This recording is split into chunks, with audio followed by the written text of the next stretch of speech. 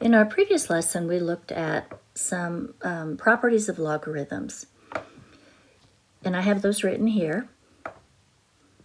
And what we're going to do in this lesson is we're going to practice starting with a single logarithm and then rewriting it as separate logarithms that are sums, differences, or products.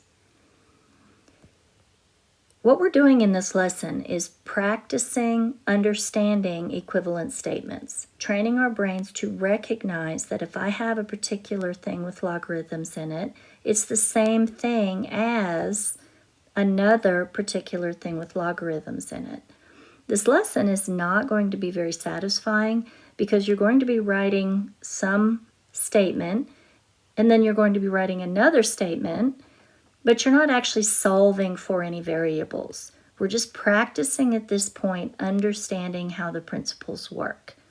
And then we'll go the other way in our next lesson, starting with a single logarithm and breaking them up. Starting with separate logarithms, bringing them back together as a single logarithm. And after we're done with both of those lessons, then we can finally start learning how to solve logarithmic equations and end up with a nice satisfying answer such as x equals 12 or whatever.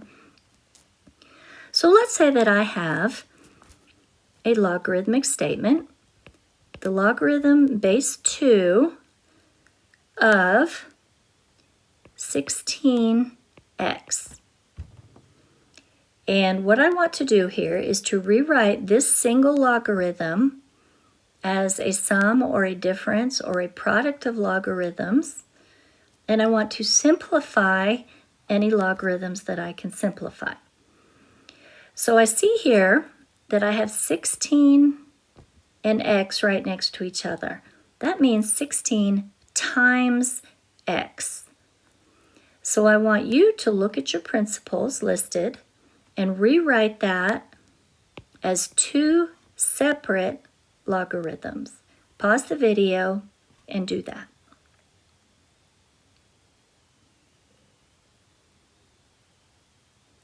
And we see because we have 16 times x, we're going to use this one and rewrite as two separate logarithms.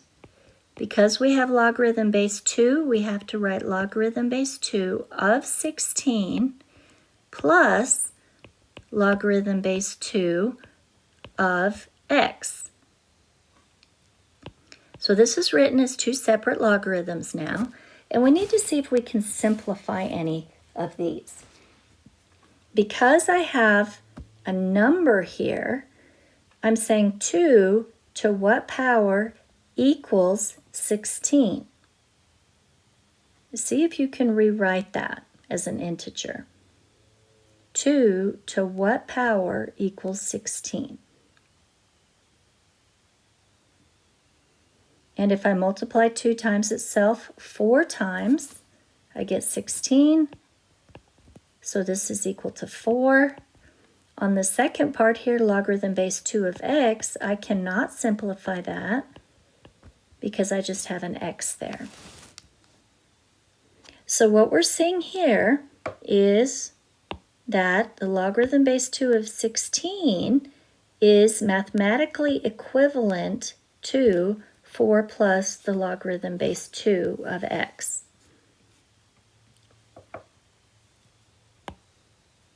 Let's try another one. Let's say that we have the logarithm base 3 of y divided by 27. I want you to rewrite that as two separate logarithms and then simplify if possible. Pause the video and work on that.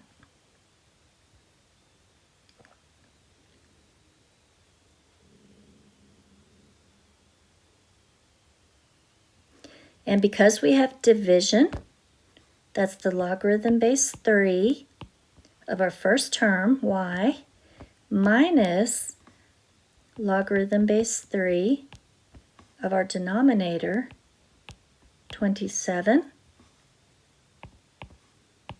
And this one just rewrites as logarithm base 3 of y. But because 3 is a number and 27 is a number, this whole thing is just equal to a number. 3 to what power equals 27? 3 cubed equals 27, so that's equal to 3. Let's look at a couple of more of these. Let's say we have the logarithm base b of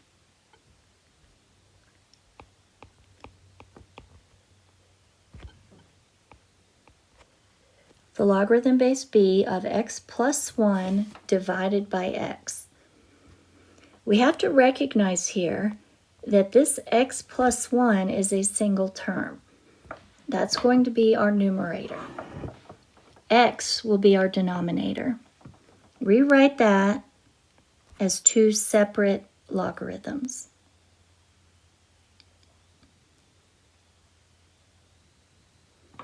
And we see that we have logarithm base b. As long as b is some positive number not equal to 1, it doesn't really matter what it is, we just call it b. Now our first term here, the numerator, is going to be x plus 1. So we have to keep that grouped together in the parentheses. Then, because of the division, we have minus a separate logarithm, base b, same base, of x.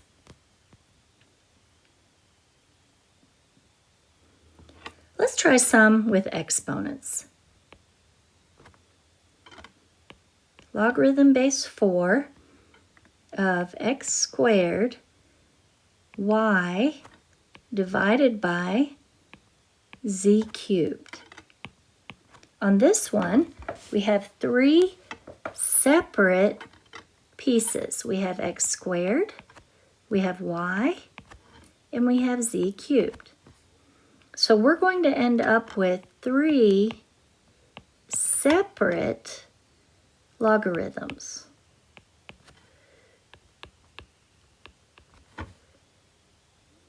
And I'm just going to do, I want you to do the first step, which is to do the addition and subtraction of those separate logarithms by putting in the appropriate argument and then putting in the appropriate addition or subtraction in between. You see if you can do that.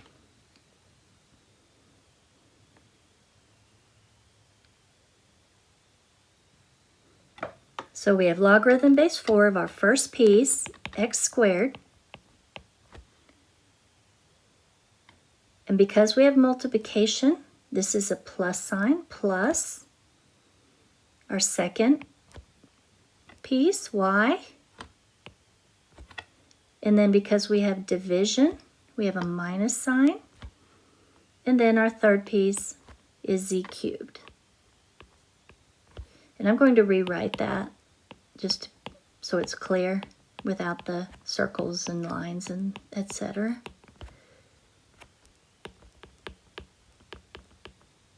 All right, but notice on this one we have a couple of exponents.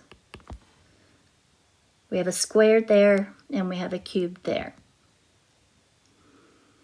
So using my final principle here, my last principle, when I have an exponent, I can move that exponent out front for multiplication. So you see if you can do that.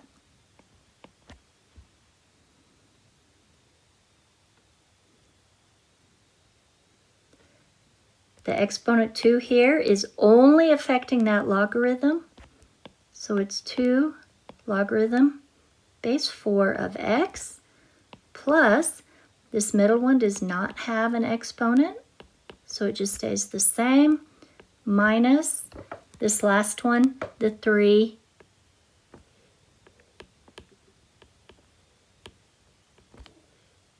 is multiplied by the logarithm base 4 of z. Let's try another one.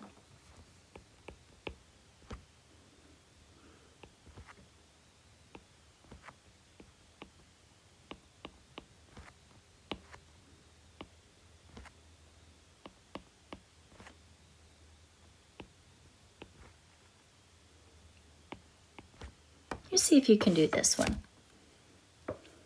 Pause the video, turn it back on when you're ready.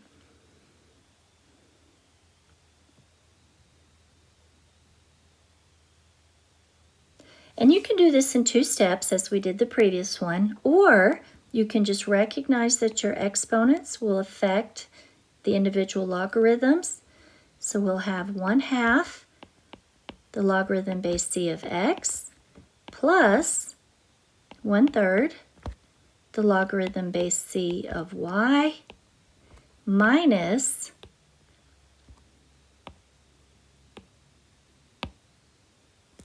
the logarithm base c of c. And as I mentioned at the beginning of this video, probably this statement and this statement don't really mean a whole lot to you at this point, but we're just practicing recognizing that this statement, if I have this, it really is the same thing as this. And we'll use that when we learn how to solve logarithmic equations. Our next video is going to be taking separate logarithms and working the other way